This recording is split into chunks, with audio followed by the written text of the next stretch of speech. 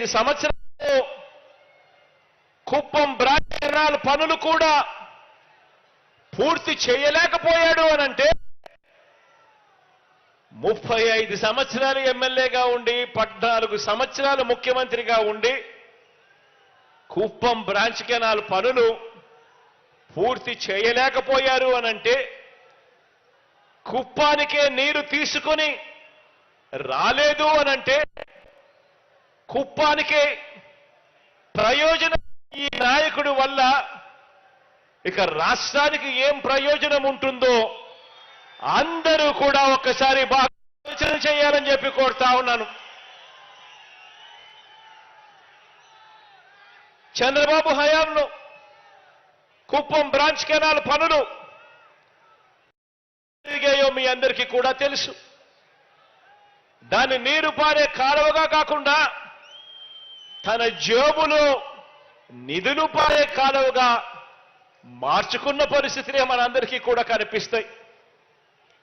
కాబట్టి ఈ కాంట్రాక్టును తనకు భారీ వాటా ఇచ్చే వారిలో ఎవరికి ఇవ్వాలి, అంచనాలు ఎలా పెంచాలి, మట్టి పనులు ఎలా పెంచుకోవాలి, ఇలా ఎంత మడుపులు పుచ్చుకోవాలి అన్న అంశం మీదనే చంద్రబాబు గారు రీసెర్చ్ చేశాడే తప్ప ఇక్కడ ప్రజలకు కానీ పక్కనే ఉన్న పలంనేరు ప్రజలకు కానీ ఈ 2 నియోజకవర్గాల్లో ఉన్న 2 లక్షల మంది ప్రజలకు కానీ వీరికి మంచినీళ్ళు ఎలా అందించాలి, వీరికి సాగునీరు ఎలా అందించాలి అన్న అంశం మీద కనీసమైన దృష్టి కూడా లేదు అనంటే ఆలోచన చేయమని అడుగుతా ఉన్నాను. కుప్పం ప్రజలు, పలంనేరు ప్రజలు కలలు గన్న ఈ స్వప్నాన్ని పూర్తి చేసింది ఈరోజు చిత్తశుద్ధి చూపించింది ఈరోజు మీ బిడ్డ ప్రభుత్వమే అని చెప్పడానికి ఈరోజు గర్వపడతా ఉన్నాను.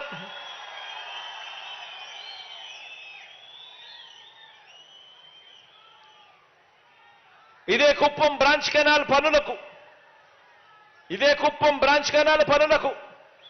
2015లో జనవరిలో శాఖ పరిపాలనా అనుమతులు మంజూరు చేసిన తరువాత దాన్ని 2015 నుంచి 18 మధ్యలో రకరకాల కారణాలు చూపిదా ఇదే పెద్ద మనిషి చంద్రబాబు గారు ఆ అంచనాలను అమాంతం పెంచుకుంటూ పోయాడు.